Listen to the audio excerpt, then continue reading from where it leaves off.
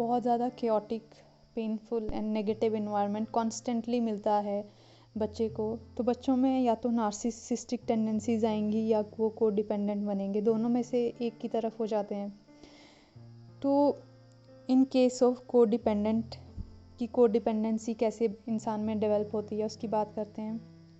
जैसे आपको किसी बच्चे को क्योटिक इन्वायरमेंट मिल रहा है तो वो सोचेगा कि उसको जो प्रॉपर बेसिक नीड्स हैं वो उसकी पूरी नहीं होंगी, राइट? बिकॉज अगर फैमिली में इन्वायरमेंट नेगेटिव है तो चांसेस आर कि बच्चा जो है नेग्लेक्ट हो रहा है, उसको उतना अटेंशन नहीं मिल रहा है जितना बच्चों को मिलना चाहिए, या तो बिल्कुल ही नहीं मिल रहा है या ना के बराबर मिल रहा है। ब्रेड क्रम्स मिल रहे हैं, जिसको हम ब्रेड क्रम्स बोलते हैं कि ना के बराबर चीज़ें मिलना। तो चीज़ें मिलना का मतलब यहाँ पे हम मटेरियलिस्टिक चीज़ों की बात नहीं कर रहे हैं। यहाँ पे जो बेसिक नीड्स होती है, अटेंशन, अफेक्शन, केयर, बच्चे को ये सारी चीज़ें देना, हम उसकी बात कर रहे हैं। वैलिडेशन, पॉजिटिव अटेंशन, हम उसकी बात कर रहे हैं यहाँ पे। तो बच्चे को लगता है कि something is definitely wrong with me, तो वो इंसान, जो बच्चा होता है, उन चीज़ों को इंटरनलाइज कर देता है कि मेरे साथ कुछ गड़बड़ है, because this is how kids think.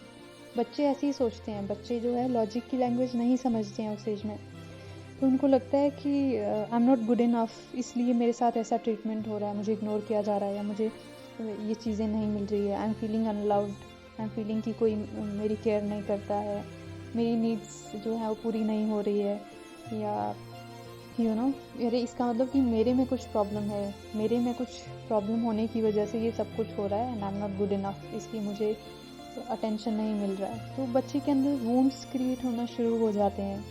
तो उस वहाँ पे ये आपका सेल्फ सेबोटाजिंग बिहेवियर शुरू होता है, को डिपेंडेंसी का। वहाँ पे बच्चा जो है रिस्पॉन्सिबिलिटी ले लेता है जो पेरेंट्स हैं उनके नेगेटिव बिहेवियर की या उनके नेगलेक्ट की, जो बच्चे को नेगलेक्ट कर रहे हैं या बच्चे को अटेंशन, प्रॉपर केयर्स या जो भी चीज़ें नहीं मिल रही है, बच्चा उनको इंटरनलाइज करके अपने ऊपर रिस्पॉन्सिबिलिटी ले लेता है, एंड उसके अंदर पैटर्न इमर्ज होते हैं, people pleasing, feeling over responsible. उस एज में बच्चे को केयरफ्री रहना होता है, एक प्लेफुल एटीट्यूड होता है बच्चों का, बट नहीं, यहाँ पे इसका अपोजिट हो रहा है कि बच्चे को लगता है कि अब मुझे कुछ करना पड़ेगा जिससे कि मैं उनका I have to earn their love, तो मुझे कुछ करना पड़ेगा। And they constantly try to mould them according to their parents. तो वो कुछ ना कुछ करते रहते हैं कि मैं अपने पेरेंट्स को खुश कर लूँ। अगर पेरेंट्स उनसे अच्छे से बात नहीं करते हैं बच्चे से, तो बच्चा अपने बिहेवियर को उनके अकॉर्डिंग चेंज करने की कोशिश करता है। बेसिकली बच्चा पूरी लाइफ, मतलब जब वो बड़ा हो रहा है उन ईयर्स में, तो उसका जो फोकस होता है वो अपने से हट के अपने पेरेंट्स पे जाता है, उनको खुश करने में उसका ध्यान लगा रहता है कि मैं कैसे अपने आप को चेंज करूँ। तो ओवर रिस्पॉन्सिबिलिटी वहाँ से आ जाती है, over responsibility on emotional level, कि पेरेंट्स को कैसा फील हो रहा है, तो वो एक्स्ट्रा विजिलेंट हो जाते हैं। उनका ध्यान मतलब अपने पेरेंट्स की तरफ ही रहता है हमेशा, अपने से ध्यान हट के वो ध्यान पेरेंट्स की तरफ ही लगा रहेगा। एंड वो मतलब वो जो बैगेज उनका है नहीं, वो बैगेज उनके पेरेंट्स का है, वो भी वो बच्चा कैरी कर रहा होता है in the form of that wounding, over emotional feel करना एंड पीपल प्लीजिंग करना। और अगर उनको लगता है उसके बाद भी वो अपने पेरेंट्स को प्लीज़ कर रहे हैं, उसके बाद भी अगर उनको अपने पेरेंट्स से प्यार नहीं मिलता है, तो यहाँ से वो वुंडिंग और बढ़ती रहती है अंदर। उनको लगता है मुझे अभी अपने में कुछ और चेंजेस लेके आने हैं, मुझे फिर कुछ चेंज करना है। तो वो ऐसे करते करते यहाँ पे को डिपेंडेंसी का एक जो है विशियस सर्कल बन जाता है, और इंसान की सेंस ऑफ सेल्फ यहाँ से पूरी तरह से गायब हो जाती है। क्योंकि सेंस ऑफ सेल्फ आपकी कैसे बनती है? जब you feel you are loved by other people, जो लोग आपकी लाइफ में, आपकी फैमिली है, they are loving towards you, they care for you, but वो सारी चीज़ें आपकी लाइफ से मिसिंग है, तो आपकी सेंस ऑफ सेल्फ कैसे डेवलप हो गई यहाँ पे? और यहाँ पे केतु जो है, केतु का फोकस जो होता है, ऑफकोर्स वो केतु जो होता है इंटरनलाइज करता है चीज़ों को, इट्स ट्रू, बट वो इंटरनलाइज वुंडिंग फॉर्म में कर रहा है, वो वुंड्स क्रिएट हो रहे हैं अंदर। और वो वुंड्स क्रिएट किस लिए हो रहे हैं? बिकॉज उसका पूरा फोकस बाहर की तरफ है, जो कि उसको लगता है कि ये मैं कुछ अपने एक्स्ट्रा एफर्ट करके जो क्योटिक इन्वायरमेंट है इसको ठीक कर दूंगा, या मैं थोड़ा अच्छा बन जाऊंगा, जैसा मेरे पेरेंट्स चाहते हैं मैं वैसा बन जाऊंगा, तो शायद मुझे प्यार मिल जाए, मुझे केयर मिल जाए, मुझे अटेंशन मिल जाए, मुझे अफेक्शन मिल जाए, जो कि हर एक बच्चे की बेसिक नीड होती है। जैसे जैसे एक इंसान को खाने की ज़रूरत होती है, अगर उसको खाना नहीं मिलेगा तो उसकी फ़िज़िकल बॉडी वीक हो जाएगी। तो अगर आपको emotion, feelings, love, care, attention, affection नहीं मिल रहा है, तो क्या होता है? आपकी इमोशनल बॉडी वीक हो जाती है। बेसिकली आपको इमोशनली स्टार्व किया जा रहा है, आपको इमोशनली भूखा छोड़ा जा रहा है। तो आप समझ रहे हो, किसी को अगर हम फिज़िकली भूखा रखते हैं तो क्या होता है, वो इंसान की बॉडी कितनी वीक हो जाती है, right, and he may die. तो इमोशनल लेवल पे भी वैसे ही होता है। हमारे पास जैसे एक फिज़िकल बॉडी है, हमारे पास एक इमोशनल बॉडी भी है, और वो इमोशनल बॉडी पॉजिटिव या नेगेटिव दोनों हो सकती हैं, दोनों में से एक हो सकती है। और अगर आपको क्योटिक इन्वायरमेंट और इतना डिसफंक्शनल आप इन्वायरमेंट मिला है, आपने इतना डिसफंक्शन और क्योस देखा है, तो चांसेस आर कि आपकी जो इमोशनल बॉडी है बहुत ज़्यादा पेनफुल है एंड बहुत ज़्यादा वोंडेड है।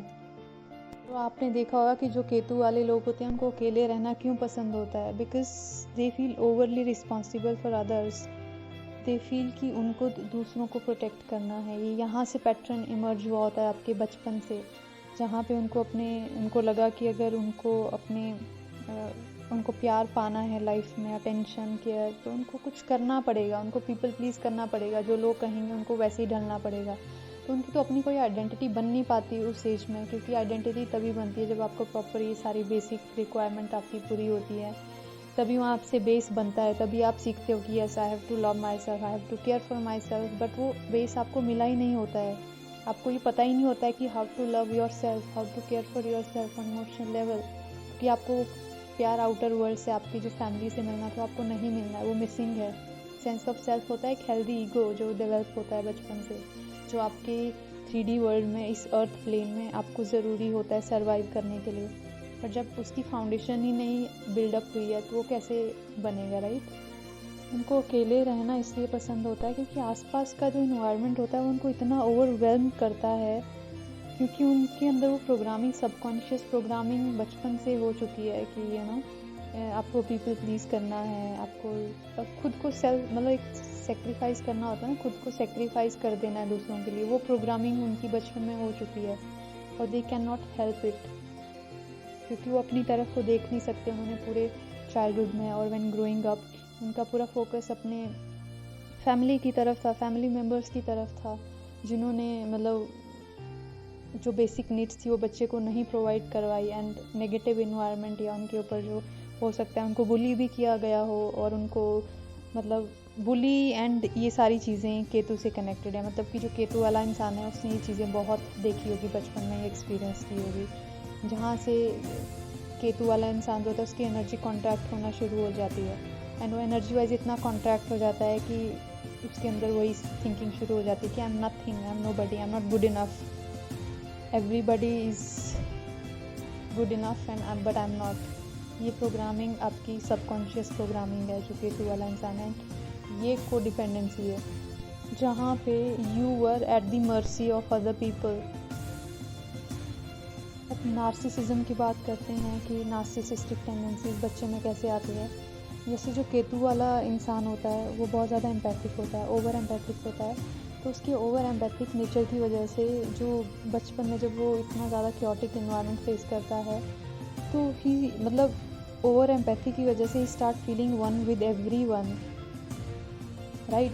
सो केतु वाले इंसान में ये नेचर होता है और ये गिफ्ट भी है, बट ये गिफ्ट उसके लिए कर्स बन जाता है एज अ चाइल्ड की केतु वाला इंसान फील कर सकता है कि सामने वाला क्या फील कर रहा है एग्जैक्टली, वो उसके एग्जैक्ट इमोशन फील कर सकता है। इसलिए केतु वाला इंसान पीपल प्लीजिंग सीखता है, क्योंकि उसको पता है एग्जैक्टली सामने वाला कैसा फील कर रहा है, तो उसके अकॉर्डिंग ढलने की कोशिश करता है, सो दैट कि अपने आप को उसके अकॉर्डिंग मोल्ड कर देता है, सो दैट कि इन्वायरमेंट अच्छा हो जाए, पॉजिटिव हो जाए और सब कुछ ठीक हो जाए।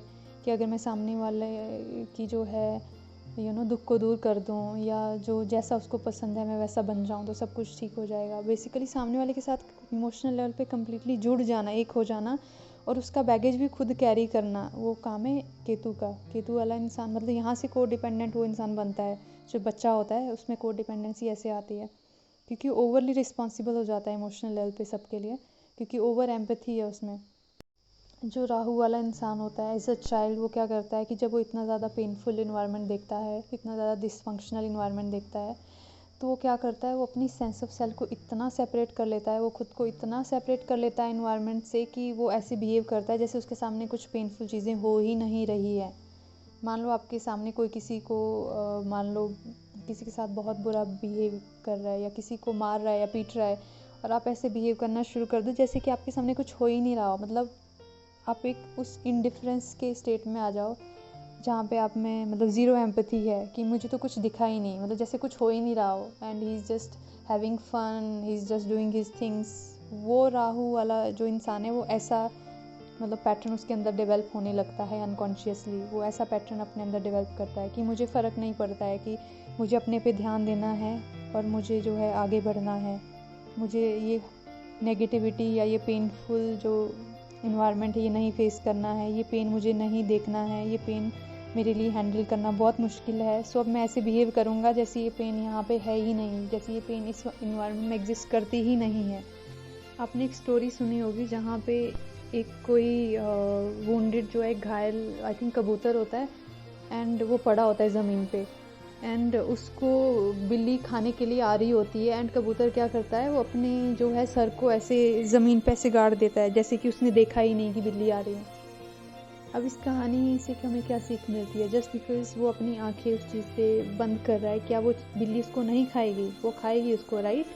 तो एग्जैक्टली सो राहु वाला इंसान भी यही पैटर्न फॉलो करता है कि वो ऐसे करता है कि जैसे सामने जो पेन उसको दिख रहा है वो एग्जिस्ट नहीं करता है। और वो एज अ चाइल्ड वो ज़रूरी था, मतलब वो अनकॉन्शियस पैटर्न वहाँ पे बना, अनकॉन्शियस बिहेवियर वहाँ से इमर्ज हुआ, वो ज़रूरी था बचपन में। बट आगे जाके ये बहुत जो है पेनफुल होता है। यहाँ से शुरुआत होती है नार्सिसिस्टिक बच्चे की। यहाँ से बच्चा नार्सिसिज्म सीखता है, मतलब इंडिफरेंस शो करना, ज़ीरो एम्पैथी एंड पेन की तरह एकदम आंख बंद कर लेना। और लाइफ में इन फ्यूचर भी वो पूरी लाइफ ये पैटर्न फॉलो करता है जब तक कि वो खुद को हील ना करे।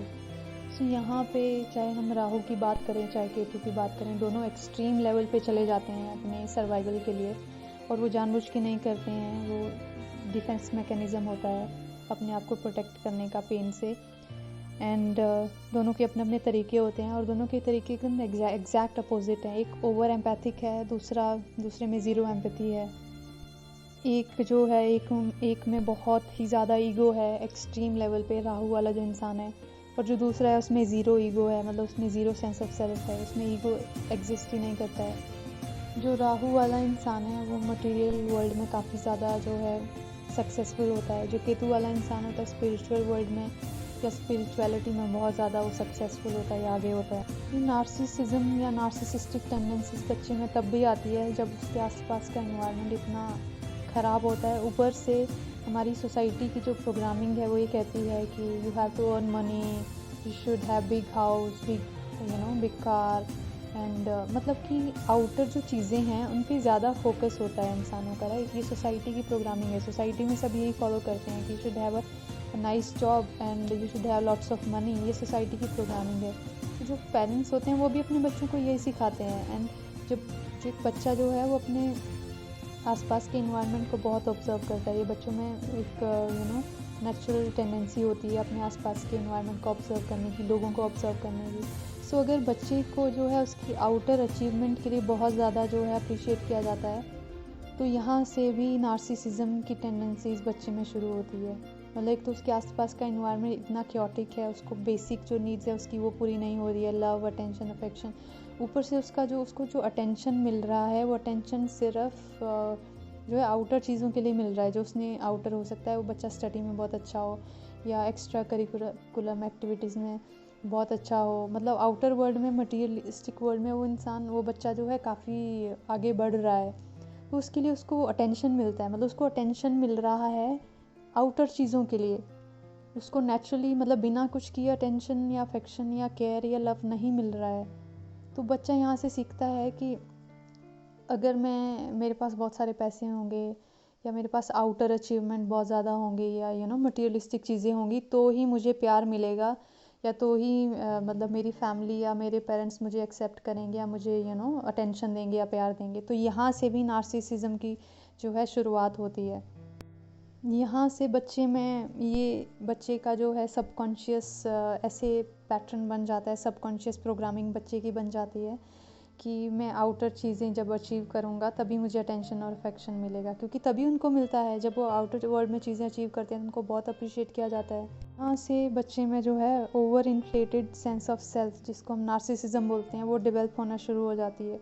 वो सोचता है कि yes I am the best because मेरे पास मतलब मैं बहुत अच्छा हूँ, या आई एम द बेस्ट। उसको ओवरली वो किया जाता है, अप्रिशिएट किया जाता है चीज़ों के लिए, वो सिर्फ आउटर चीज़ों के लिए। जबकि जो पेरेंट्स की जो रियल ड्यूटी है वो है बच्चे को लव सिखाना, कंपैशन सिखाना, एम्पैथी सिखाना, सेंसिटिविटी सिखाना, जो इंटरनल जो वर्च्यू होते हैं, आपके जो ट्रेट्स होते हैं वो सिखाना। बट सोसाइटी में ये नहीं सिखाया जाता है। सोसाइटी की प्रोग्रामिंग कहती है कि आपको सिर्फ पैसे होने चाहिए आपके पास एंड मटेरियलिस्टिक चीज़ें होनी चाहिए। तो यहाँ से ये नेगेटिविटी जो है, ये दो पैटर्न शुरू होते हैं। तो केतु वाला बच्चा है, उसको मैसेज आता है कि मुझे जो है अपने पेरेंट्स को खुश करना है इमोशनल लेवल पे। और राहु वाले बच्चे के पास मैसेज आता है कि अगर शायद मैं आउटर वर्ल्ड में इतना अच्छा कर रहा हूँ तभी मुझे अप्रिसिएशन मिल रही है, तो मुझे अब आउटर वर्ल्ड में ही सारी चीज़ें करनी है ताकि मुझे और अप्रिसिएशन मिले, मुझे और प्यार मिले। तो बेसिकली दोनों पीपल प्लीजिंग कर रहे हैं, बट पीपल प्लीजिंग करने का तरीका अलग है। जो एक्सट्रीम लेवल की टेंडेंसीज़ हैं नार्सिसिज्म एंड कोडिपेंडेंसी की, ये जो है आपको सबकॉन्शियस लेवल पे जाके हील करनी पड़ेगी। आपने एक देखा होगा, जैसे एक लेमन है, मैं लेमन को 2 पीसेस में कट कर दूँ, राइट, तो क्या होगा, वो स्प्लिट हो जाएंगे, राइट। उसके 2 पार्ट हो गए एक लेमन के। एक लेमन वो पूरा है, होल है, बट अब मैंने उसको काट दिया तो उसके 2 पार्ट बन गए। तो ये जो बच्चे हैं जो जिनके अंदर नार्सिसिस्टिक टेंडेंसी है या कोडिपेंडेंसी जिनके अंदर डेवलप हो चुकी है सर्वाइवल मैकेनिज्म, तो इनके अंदर सेम स्प्लिट हुआ होता है एज अ चाइल्ड। जो एक हेल्दी बैलेंस्ड चाइल्ड एक बनता है, जो हेल्दी चीज़ें सीखता है बचपन में, लव, केयर, अटेंशन, अफेक्शन, ये सारी चीज़ें, तो वो आउटर वर्ल्ड में भी he does well, right. But जब उनको इतना एक्सट्रीम लेवल पे जाके जो है चीज़ें करनी पड़ती हैं एंड एक्सट्रीम लेवल की एक पर्सनैलिटी वो बन जाते हैं, तो उनके अंदर सेम स्प्लिट होता है। बिकॉज हमारे अंदर जो हैं इनर जो हमारी सेल्फ है उसके बहुत सारे डिफरेंट पार्ट्स हैं और वो सारे मिलके एक होल पार्ट बनाते हैं, हमारी होल सेल्फ बनाते हैं, राइट। बट अगर आपका इन्वायरमेंट ऐसा रहा है और ये सारा कुछ जो मैंने एक्सप्लेन किया अभी आपके साथ हुआ है, तो आपके अंदर एक बहुत बड़ा स्प्लिट होता है पर्सनैलिटी में। और आपके जो फ्रेगमेंटेड पार्ट्स हैं, डिसइंटीग्रेटेड, मतलब वो डिसइंटीग्रेटेड पार्ट है आपके अंदर, फ्रेगमेंटेड पार्ट है आपकी पर्सनैलिटी के पार्ट्स के। एक पर्सनैलिटी का पार्ट है, उसके 2 पार्ट्स बन चुके हैं, मतलब उसको बोलते हैं फ्रेगमेंटेशन। तो आपने उनको हील करना है। द 2 पार्ट्स हैं and those both parts are standing against each other. तो उन पार्ट्स को अपने साथ लेके आना है, उनको हील करना है, उनको इंटीग्रेट करना है। और जब तक आप ये नहीं करोगे, ये नार्सिसिज्म और कोडिपेंडेंसी आपको बहुत बुरी तरह से आपकी लाइफ को कंट्रोल करने वाली है, डैमेज करने वाली है। आपकी हर एरिया में आपको इसका जो है असर नज़र आएगा।